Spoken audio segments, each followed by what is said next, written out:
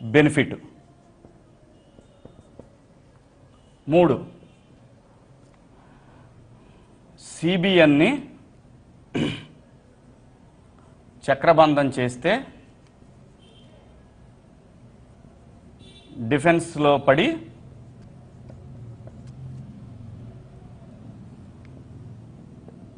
ఎలక్షనీరు miss అవుతాడు.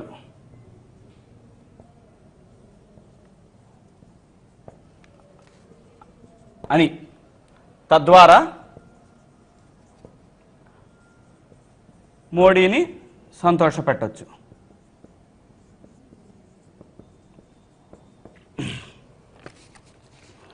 రెండు 2019 ఎలక్షన్లో టీడీపీని ఓడించాలంటే జగన్మోహన్ రెడ్డి గారి వల్ల కాదు.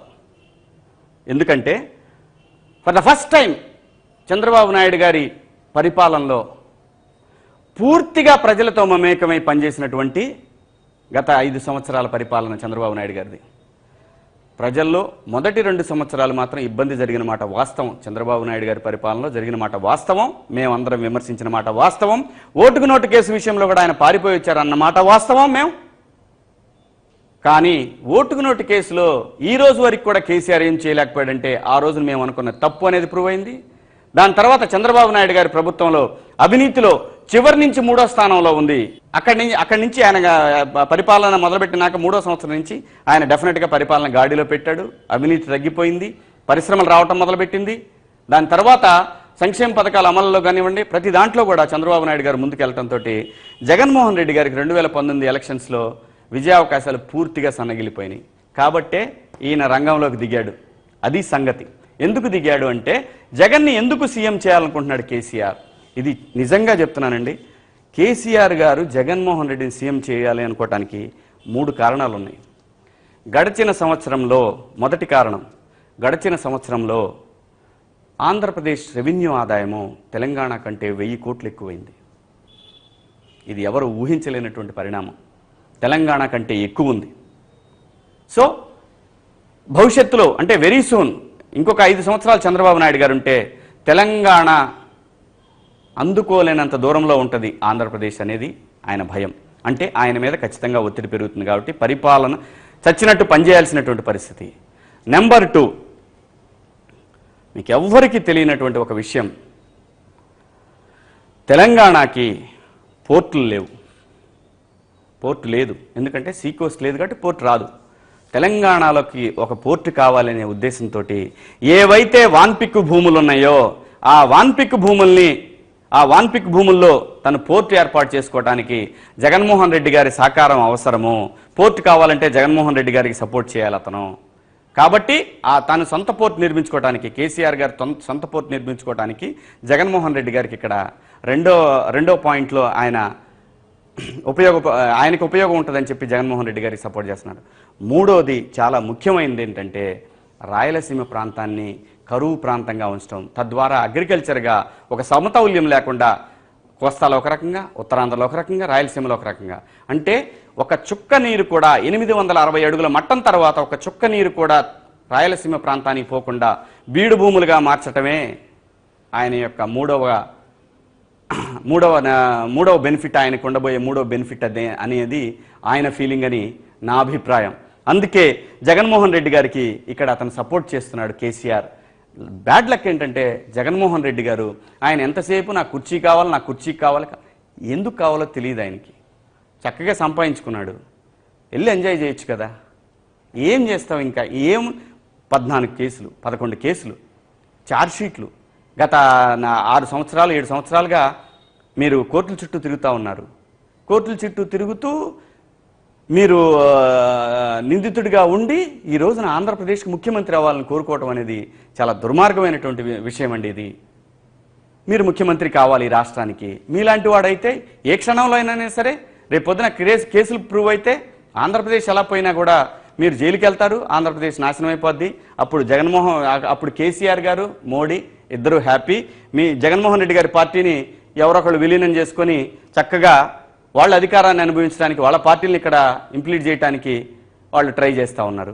అది కేసీఆర్ గారు జగన్మోహన్ రెడ్డి గారిని ముఖ్యమంత్రిని చేయడానికి ఆయనకు ఉన్నటువంటి. చంద్రబాబు నాయుడు గారి మీద కోపం ఒక ఎత్తు అయితే, చంద్రబాబు నాయుడు గారికి తనకన్నా గొప్ప లీడర్ అనే పేరు ప్రపంచంలో ఉండటం అనేది ఇతను ఓర్చుకోలేనటువంటి ఒక అంశం. ఎన్ని చేసినా సరే చంద్రబాబు నాయుడు గారి బ్రాండ్ ఇమేజ్ని నాశనం చేయాలని అంటే మాత్రం ఏవేవో మార్గాలు తొక్కుతా ఉన్నారు తప్పితే ఇందులో ఎక్కడా కూడా ధర్మమైనటువంటి మార్గం లేదండి. అందులో ఎటువంటి సందేహం లేదు. మీకు ధర్మంగా ఉన్నటువంటి మార్గం ఏది కూడా లేదు. దాని తర్వాత ఈ విధంగా మూడోది సిబిఎన్ గారిని ఎలక్షన్ చేసుకోకుండా ఇలాంటి అంశాలతోటి ఆయన డిస్టర్బ్ చేస్తే సీట్ల కేటాయింపుల్లో కానీ, సీట్లు ఇచ్చే విషయంలో కానివ్వండి, ఎలక్షన్ నడిపే విషయంలో కానీ, ఎలక్షనీర్ విషయంలో కానివ్వండి, ఆ తర్వాత ఆయన్ని అన్ని రకాలుగా ఇబ్బంది పెట్టడానికి ఈ ఐటీ గ్రిడ్ అనేటటువంటి ఒక కేసును తీసుకొచ్చారు. ఐటీ గ్రిడ్లో ఏం లేదండి, ఏం లేదు. ఒక రాష్ట్రానికి సంబంధించిన సమాచారాన్ని ఆ రాష్ట్ర పౌరులు ఎవరో వాళ్ళ అభ్యర్థన మేరకు పోయి తెలంగాణలో కేసు పెట్టారు. ఈ సందర్భంలో ఇంకో విషయం చెప్పాలి మీకు. ఆంధ్రప్రదేశ్లో మంగళగిరి అనే ప్రాంతానికి ఎమ్మెల్యే ఆళ్ల రామకృష్ణారెడ్డి గారు ఆయన వెళ్ళి నిన్న హైకోర్టులో ఒక పిల్లు వేసి ప్రశాసన్ నగర్లో దాదాపు 120 మంది ఐఏఎస్లు ఐపీఎస్లు వీళ్ళు వైలేట్ చేసి వాళ్ళు ఇళ్ళు కట్టుకున్నారని చెప్పి అక్కడికి వెళ్ళి ఒక హైకోర్టులో కేసు వేశారంటే దానికి కేసీఆర్ గారి అండ లేదా అండి? 120 మందిలో ఒక డీజీపీని టార్గెట్ చేసి డీజీపీ గారు ఏం పాపం చేశాడండి ఆయన ఇక్కడ?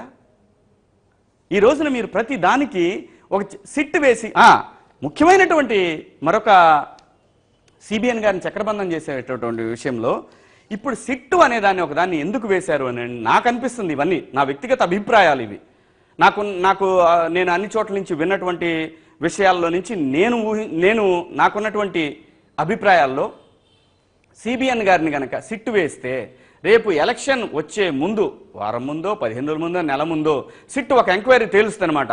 డేటా చౌర్యం జరిగింది, చంద్రబాబు నాయుడు నేరస్తుడు, దుర్మార్గుడు, ప్రజల యొక్క డేటాను తీసుకెళ్లి వాళ్ళ యాప్ల్లో వాడుకొని ఎలక్షన్ కమిషనర్తో కమ్మక్కయ్యి ఓట్లను తొలగించి, వైఎస్ఆర్సీపీ ఓట్లను తొలగించి ఇన్ని అబద్ధాలు, ఇన్ని దుర్మార్గాలు చేశాడని చెప్పి ఆయన్ని ఒక దొంగగా నిలబెట్టేటటువంటి ఒక ప్రయత్నమే ఈ రోజున ఐటీ గ్రిడ్ కేసు అండి. అంతకు మించి ఐటీ గ్రిడ్ కేసులో ఎందుకంటే మంచివాడు ఎప్పుడు టెన్షన్ పడుతూ ఉంటాడు. ఎందుకు నేనేం చేశాను, నేనేం తప్పు చేశాను, ఆ టెన్షన్ని అడ్వాంటేజ్గా తీసుకొని ఎప్పుడైతే డిఫెన్స్ ఆడుతున్నారు అనుకుంటున్నారో కేసీఆర్ గారు రెచ్చిపోతూ ఎఫెన్స్ ఆడటం మొదలుపెట్టాడు. ఆయన ఎఫెన్స్ ఆడినా ఇక్కడ పోయేది ఏమీ లేదు. ఇక్కడ ఆంధ్రప్రదేశ్లో ఉన్నటువంటి ప్రభుత్వానికి కానీ, ఆంధ్రప్రదేశ్ ముఖ్యమంత్రికి కానీ వారు ఏమీ చేయలేరు. ఇదంతా కూడా ఆయన వేరే గేమ్ కోసం దీన్ని వాడుకుంటున్నాడు తప్పితే ఈ రోజున తెలంగాణ నేను ఈ సందర్భంలో తెలంగాణ ప్రజలను కోరుతున్నది ఒకటే, డబుల్ బెడ్రూమ్ ఇళ్ళు అని చెప్పి పోస్టర్లు వేశారు. ఎక్కడ కట్టారో చెప్పానండి. నన్ను రమ్మని నేను చూపిస్తాను. ఆంధ్రప్రదేశ్లో 14 లక్షల ఇళ్ళు, 8 లక్షలు కంప్లీట్ అయినాయి, మిగతా 6 లక్షలు అండర్ ప్రొడక్షన్లో ఉన్నాయి. నేను చూపిస్తా 14 లక్షల ఇళ్ళు. మీరు ఏ పథకమైనా తీసుకోండి. మీరు ఈ రోజుకి పింఛన్లు ఇచ్చారా ప్రజలకి? ఇవ్వలా. ఏప్రిల్ తర్వాత ఇస్తా అన్నారు. ఎందుకంటే ఎలక్షన్స్ వచ్చినాక ఇస్తారో లేదో తెలియదు. కానీ ఆంధ్రప్రదేశ్లో జనవరి నుంచే పెన్షన్స్ డబుల్ చేసి ఇస్తున్నారు. అలాగే మీరు ఫీజు రియంబర్స్మెంట్ని పెంచారు. దాని తర్వాత ప్రతి నెల స్కాలర్షిప్లు ఎవరైతే నిరుద్యోగ భృతి ఇస్తున్నారు, మీరు ఇచ్చారా? ఈ రోజు కూడా ఏమీ చేయట్లేదు. డబ్బంతా ఎక్కడ పోతుంది? ఎవరన్నా ఆలోచించి ప్రశ్నించాలంటే భయపడాలా? మేము హైదరాబాద్లో కూర్చొని భారతదేశంలో పుట్టిన మేము ఇంకొక రాష్ట్రంలో ఉండాలి అని అంటే మేము భయపడాలా? అది రాష్ట్రం ఎలా అవుతుంది? అది వేరే దేశం అవుతుంది. ఆంధ్రోడు అంటే పాకిస్తాన్ వాడు మాదిరిగా చూస్తూ ఉన్నారు మీరు. ప్రతి ఒక్కదానికి భయపడుతూ బతకాలనా? పొగుడుతూ బతకాలా? మేము మీలాగనే పుట్టాంగా. ఈరోజు కూడా గ్రోత్ చూడండి, ఆంధ్రప్రదేశ్ గ్రోత్ చూడండి. అమరావతికి రండి. మీరు ఒక్క నిర్మాణం చేపట్టారా?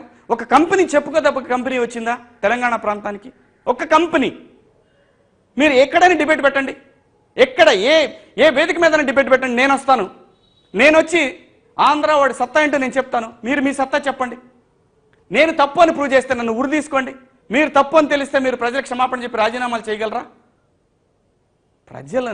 ప్రజల ఆకాంక్షలను పక్కన పెట్టి తెలంగాణ ఉద్యమంలో చనిపోయిన బిడ్డలు కానివ్వండి, తెలంగాణ ఉద్యమంలో బాగుపడిన వాళ్ళు ఎవరో చూడండి, ఇవన్నీ ప్రశ్నిస్తే మమ్మల్ని ఇబ్బంది పెడతారా? ఇవాళ తెలంగాణలో ఉన్నట్టు ఆంధ్ర రాజకీయ నాయకుల్ని ఒత్తిళ్లు చేసి పార్టీలు మార్పిస్తారా? ఇదెక్కడ న్యాయం అండి? జగన్మోహన్ రెడ్డి గారు ఇప్పుడు చెప్పండి, మీరు ఈ రాష్ట్రానికి మీరు ముఖ్యమంత్రి అవడానికి ఒక్క రీజన్ చెప్పండి. 100 రీజన్లు చెప్తా మీరు అవడానికి అర్హులు కాదు అని. 100 రీజన్స్ చెప్తా నేను. ఫస్ట్ కేసుల్లో నుంచి మీరు కడిగిన ముత్యాల బయటికి రండి, అప్పుడు ఆంధ్రప్రదేశ్ ఎన్నికల్లో పోటీ చేయండి. ఆ ఒక్కటి చేయండి. మీకు బొచ్చెడు వయసు ఉంది. ఇప్పటికి కేసు మళ్ళీ మొదటికి వచ్చింది విచారణకి. ఎప్పటికవుతుంది? చట్టంలో ఉన్న లొసుగులన్నింటినీ మీరు అడ్వాంటేజ్గా చేసుకుని ఈ రోజున ఆంధ్రప్రదేశ్ నేర్పిస్తారా? ఆంధ్రోడు అంటే దొంగనా కొడుకు, ఆంధ్రోడు అంటే దుర్మార్గుడు, ఆంధ్రోడు ఇలాంటి ఒక గ్రడ్జిని ఈ రోజున రేపు పొద్దున పార్లమెంట్ ఎలక్షన్లో కూడా చంద్రబాబు నాయుడిని ఏదో విధంగా బయటికి లాగి ఈ రోజున రేపు చంద్రబాబు నాయుడు గెలిస్తే అక్కడ మళ్ళీ అక్కడ అన్ని సీట్లు అతనికి 25 సీట్లు వస్తే కేంద్రంలో మన తెలంగాణని తొక్కేసి ఎంతకాలం చెప్పుకుంటారు సార్? రేపు పొద్దున మీరు హైటెక్ సిటీ కూడా పడగొడతారని సమాచారం. ఎందుకంటే చంద్రబాబు నాయుడు బ్రాండ్ ఇమేజ్ హైదరాబాద్లో కనపడకూడదు. సార్, చరిత్రను మనం చెరిపేయలేం సార్. మీరు కూల్చగలరేమో కానీ కట్టడాలని, చరిత్రను చెరిపేయలేము ఎవరం కూడా. అది మన భ్రమ, శాశ్వతం కాదు. మనం రాబోయే తరాలు శాశ్వతం. ఆ తరాల కోసం ఏం చేస్తున్నారో చెప్పండి. మీరు ఇచ్చిన హామీలన్నింటినీ నెరవేర్చడానికి చూడండి. ఎంతసేపు సంక్షేమ పథకాలు, 4 సంక్షేమ పథకాలను పెట్టేసుకొని ప్రజలను అమాయకులుగా చేస్తుంటే ఎవరికి సమాధానం చెప్పాలి? ఎవరు కాపాడతారు రాజ్యాంగాన్ని? ఎన్నికల కమిషన్ ఇలాంటి దుర్మార్గాలు చేస్తూ ఉంటే ఇంకెవరు కాపాడేది? చట్టసభలను ఎవడు కాపాడతాడు? రౌడీల చేతుల్లోకి, గుండాల చేతుల్లోకి వ్యవస్థ వెళ్తూ ఉంటే ఎవరు కాపాడేది? ఈ రాజ్యాంగాన్ని, ఈ దేశాన్ని కాపాడేది ఎవరు? మోడీ గారు ఎంత దుర్మార్గం అంటే ఈ రోజున ఫేస్బుక్ భారతీయ జనతా పార్టీ 5,000 కోట్ల రూపాయలు వెచ్చిస్తూ ఉందండి. ఒక అనధికారిక సమాచారం ప్రకారం 5,000 కోట్లు. ఈ దేశంలో క్లింటన్ వచ్చాడు, బిల్ గేట్స్ వచ్చాడు, బ్రిటన్ ప్రధానమంత్రి వచ్చాడు. అందరినీ చంద్రబాబు నాయుడు గారు అందరినీ రాష్ట్రానికి తీసుకొచ్చి వాళ్ళందరితోటి కూర్చున్నారు.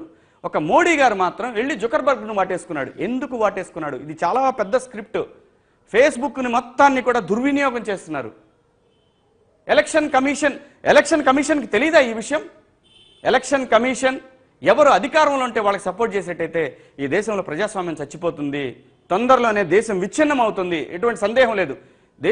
గుడిలో ఉన్నటువంటి స్వామిని కాపాడాల్సినటువంటి, స్వామికి తీర్థప్రసాదాలు సేవలు చేయాల్సినటువంటి పూజారి స్వామి కంఠంలో నుంచి కంఠాన్ని కోసి ఆ కంఠాహారాన్ని మిగతా మొత్తాన్ని తీసుకెళ్ళి వెళ్ళిపోతుంటే స్వామికి, గుడికి ఎవరు కాపాడతారు?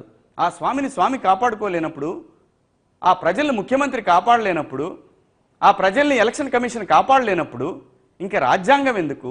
ఎలక్షన్ కమిషన్ ఎందుకు? రాజ్యాలుగా చేసేయండి. మోడీ గారు రాజు, మిగతా కేసీఆర్, అలాగే మోడీ గారికి భజన చేసే వాళ్ళంతా సామంత రాజులు, ఎదురు తిరిగిన వాళ్ళు శత్రు రాజులు. చంద్రబాబు నాయుడు, XYZ, రాహుల్ గాంధీ వీళ్ళంతా శత్రు రాజులు. రాజ్యాలు పోయిన తర్వాత ఏమిటండి ఇది దౌర్భాగ్యం? ప్రజలు మేల్కొనండి. నా సూచన ఒకటే, తెలంగాణ ప్రాంతంలో అయినా ఆంధ్ర ప్రాంతంలో అయినా ప్రజలు మనకి కావాల్సిన అవసరాలు తీరుస్తున్నారా లేదా అనేది ఆలోచించండి. తెలంగాణ అయినా ఆంధ్ర అయినా ఎవడ బతుకు ఆడు బతకాల్సిందే. ఈ లేనిపోయిన వైషమ్యాలను క్రియేట్ చేస్తున్నటువంటి నాయకుల్ని దూరంగా పెట్టండి. గల్లా పట్టుకొని అడగండి. ఆంధ్రలో అయినా తెలంగాణ అయినా, నువ్వు మాకు ఇది చెప్పావు, ఎప్పుడు చేస్తున్నావు? నువ్వు మాకు ఇది చెప్పావు, ఇన్ని ఉద్యోగాలు ఇస్తాను, ఎక్కడిచ్చావు? ఇన్ని పరిశ్రమలు వస్తాయన్నాడు. ఆంధ్ర వాడిని ఒక బూచి కాదా? టోటల్గా మా సంస్కృతిని, మమ్మల్ని, మా తిండిని, మా తిప్పల్ని అన్నిటినీ అవహేళన చేసినటువంటి మీరు ఆ రోజున ఇదే జగన్మోహన్ రెడ్డి గారిని కేటీఆర్ గారు ఇష్టం వచ్చినట్టు తిట్టాడు. వాళ్ళ చెల్లెల్ని తిట్టారు, రాజశేఖర్ రెడ్డి గారిని తిట్టారు, చంద్రబాబు నాయుడు గారిని పొగిడారు. మళ్ళీ ఈ రోజున వస్తున్నారంటే ప్రజలందరూ అర్థం చేసుకోండి. ఇప్పుడు ఎలక్షన్ ఏంటంటే, దౌర్భాగ్యం ఏంటంటే, ఈ రోజున జగన్మోహన్ రెడ్డి గారు ఒకప్పుడు గత 3 సంవత్సరాల క్రితం చంద్రబాబు నాయుడు గారికి ధీటుగా ఒక రాజకీయ నాయకుడిలాగా, ఒక అపోజిషన్ లీడర్గా గట్టిగా నిలబడ్డ వ్యక్తి ఈ రోజున పక్కకు వెళ్ళిపోయి చంద్రబాబు నాయుడు గారు వర్సెస్ కేసీఆర్ గారు అన్నట్టు ఆంధ్రప్రదేశ్లో కూడా అయిపోయింది ఎలక్షన్స్. జగన్మోహన్ రెడ్డి గారి పాత్ర చాలా నామమాత్రంగా మిగిలిపోయింది. ఈ రోజున కేవలం సెల్ఫ్ గోల్ ఇది. జగన్మోహన్ రెడ్డి గారి మరో సెల్ఫ్ గోల్ ఇది. ఎన్నికల కమిషన్ నుంచి తప్పించుకోవడానికి, కోర్టు నుంచి తప్పించుకోవడానికి మొదలుపెట్టినటువంటి ఒక డ్రామా ఈ ఐటీ గ్రిడ్ అనేది. ఎవరిని ఏమీ చేయలేరు. కేవలం రేపు పొద్దున ఎలక్షన్స్లో చంద్రబాబు నాయుడు గారు డేటా చోరీ చేశారు, దొంగ అని చెప్పేది ఏదైతే వెన్నుదన్నును వెన్నుపోటుగా మార్చారో అదే చందంగా ప్రతిదాన్ని అలా తీసుకొచ్చి అలా ముళ్ళు పెట్టి ప్రజల్ని అమాయకులు చేయని ఒక ఫోబియా క్రియేట్ చేస్తున్నారు. ఒక ఆర్టిఫిషియల్ అనుమానం, ఎవరికీ తెలియనటువంటి భాషలో ప్రజల్ని తప్పుదోవ పట్టించడానికి ఎన్నుకున్నటువంటి మార్గం. దొంగ దొంగ దొంగ దొంగ దొంగ అని 1000 సార్లు అనగానే దొంగ అయిపోతారండి. చట్టం, రాజ్యాంగం. ఒకవేళ చంద్రబాబు నాయుడు గారికి నిజంగానే డేటా చోరీ చెయ్యాలి అనేటటువంటి ఒక దుర్బుద్ధి కనుక ఉంటే ఆ ఆఫీస్ని అక్కడ ఎవడో ఉంచడండి. ఒకవేళ ఈయన పెట్టుకున్న ఆఫీస్ అక్కడ ఎవడో ఉంచడు. అమెరికాలోనో పెట్టి అమెరికా నుంచి ప్లే చేసేవాడు. ఎందుకంటే ఐటీ వాళ్ళందరూ కూడా ఆంధ్ర నుంచి వెళ్ళినటువంటి ఐటీ సోదరులందరూ కూడా ఎక్స్పర్ట్స్, టాప్ నాచ్ కంపెనీలో చేస్తున్నారు. టాప్ నాచ్ హ్యాకర్స్ ఉన్నారు. చేయలేరండి. తప్పు సార్, ఇది తప్పును తప్పుగా అడగండి. అంతేగాని రండి తెలంగాణ నుంచి మన కేసీఆర్ గారు మీరు రండి, వచ్చి ఆంధ్రప్రదేశ్లో మీరు జగన్మోహన్ రెడ్డి గారికి సపోర్ట్ చేసి ఆయన ఎలక్షన్ క్యాంపెయిన్ చేయండి. ప్రజలకు చెప్పండి చంద్రబాబు నాయుడు దుర్మార్గుడు, చంద్రబాబు నాయుడు వల్ల ఇలా జరుగుతుంది, చంద్రబాబు నాయుడు లేకపోతే ఈ రాష్ట్రం ఇంకా బాగుంటుంది, అమరావతి కట్టలేదు, పోలవరం కట్టలేదు, ఇంకోటి చేయలేదు, ఉద్యోగాలు, ఇలా చెప్పండి. ప్రజలు అది కనుక గమనించి నిజమనుకుంటే మీకు ఓటేస్తారు, లేకపోతే చంద్రబాబు నాయుడు గారికి ఓటేస్తారు. అది రాజకీయం అంటే. రాజకీయం చేయటం వేరు, కుట్ర వేరు సార్. కుట్రలు చేసుకుంటే 2 రాష్ట్రాల్లో ఉన్న ప్రజలు ఇండియా పాకిస్తాన్ లాగా ఎప్పటికీ కలవలేరు సార్. అక్కడ ఉండాలంటే బిక్కుబిక్కుగా బతకాల్సిన పరిస్థితి మాకు. ఎందుకు ఈరోజు నేను ఇది మాట్లాడాను కాబట్టి రేపటి నుంచి నన్ను టార్గెట్ చేస్తారా? చేయండి. ఈ ప్రాంతంలో పుట్టాను, ఈ గడ్డ మీద పుట్టాను, ఈ గడ్డలో చదువుకున్నా, ఈ గడ్డ కోసం చచ్చిపోయినా పర్వాలా, కుట్రలో చనిపోయినా పర్వాలా నేను. కానీ ఈ ప్రాంతంలో ఉన్న ప్రజలు మాత్రం గమనించండి, ఈ ప్రాంతానికి సరైన నాయకుడు ఉండాలి. సరైన నాయకుడు ఉన్నప్పుడే రాష్ట్రం ముందుకు వెళుతుంది. అంతే తప్పితే రాష్ట్రాన్ని ముక్కలు చేయాలి, రాష్ట్రాన్ని ఏ విధంగానే ఎదగనీయకుండా చేయాలన్నటువంటి ఇటువంటి కుట్రలను కనుక మీరు కనుక యాక్సెప్ట్ చేశారంటే నాశనం అయిపోతుంది. కొన్ని తరాల వరకు ఈ జనరేషన్ని ప్రజలు గుర్తుపెట్టుకుంటారు. ఇంత దుర్మార్గంగా ఉన్న జనరేషన్ని చరిత్ర ఎప్పుడు మర్చిపోదు అన్నట్టుంటుంది. అటువంటి పరిస్థితికి లోను కావద్దు. మనందరం ఒకటి అవుదాం. ప్రపంచంలో ఉన్న ఆంధ్ర వాళ్ళందరూ కూడా, ఆంధ్రప్రదేశ్ చెందిన తెలుగు వారందరూ కూడా ఏకం కండి, ఈ ప్రాంతానికి రండి. నేను మళ్ళీ చెప్తున్నా, నేను ఛాలెంజ్ చేసి చెప్తున్నా. ఈ రోజున ప్రజలందరికీ నేను హామీ ఇస్తున్నాను. అవతల ఒకవేళ రేపొద్దున గవర్నమెంట్లో ఏమన్నా తేడాలు జరిగితే నేను చొక్కా పట్టుకొని అడుగుతాను గవర్నర్ ప్రభుత్వాన్ని, మీ తరఫున నేను పోరాడతాను. రండి. ఈ ప్రాంతం అభివృద్ధి చెందుతుంది అనటంలో ఎటువంటి సందేహం లేదు. పోలవరం కంప్లీషన్లో ఉంది, అమరావతి బ్రహ్మాండంగా తయారవుతా ఉంది, రాష్ట్రం అన్ని విధాలుగా ముందుకు వెళ్తా ఉంది, పరిశ్రమలు వస్తున్నాయి, బ్రహ్మాండంగా ఉంది. ఈ సందర్భంలో శ్రీశైలం డ్యామును వదులుకున్నా, పోలవరాన్ని కంప్లీట్ చేసుకోకపోయినా, అమరావతి లేకపోయినా మన ప్రాంతానికి, మనకున్న తెలివితేటలకి, మనకున్నటువంటి వెల్త్కి, మనకున్నటువంటి అగ్రికల్చర్ సామర్థ్యానికి విలువ ఉండదండి. ఎంతసేపు మన కులాలతోటి మనల్ని ఒక కులాన్ని అంటగట్టేసి మనల్ని అందరినీ కూడా వేరు చేస్తూ ఉన్నారు. ఏ కులం వాడైనా వాడి పిల్లలకి కానీ వాడి కుటుంబాన్ని వాడు నడుపుకోవాల్సిందే. ఈ కులాలు దేనికి రావు. ఆంధ్రప్రదేశ్ అన్యాయం అయిపోద్ది. ఒకసారి ప్రజలు ఆలోచించుకోండి. ఇది ఐటీ గ్రిడ్ కేసు అనేది 0. ఏం చేసినా సరే ఏదైతే చంద్రబాబు నాయుడు గారిని ఒక పథకంలో భాగంగా చక్రబంధం చేస్తున్నారు, దానివల్ల వాళ్ళు నష్టపోతారు తప్పితే బాబు గారు నష్టపోరు. ఇది నా ఛాలెంజ్. ప్రజలందరికీ చెప్తున్నా, ధైర్యంగా మీరు అభివృద్ధికి ఓటేయండి. నేను బాబు గారికి ఏమంటలేదు, జగన్మోహన్ రెడ్డి గారికి వద్దంటలేదు. సరైన నాయకుడికి వేయండి, లేకపోతే మనకి తిప్పలు తప్పవు.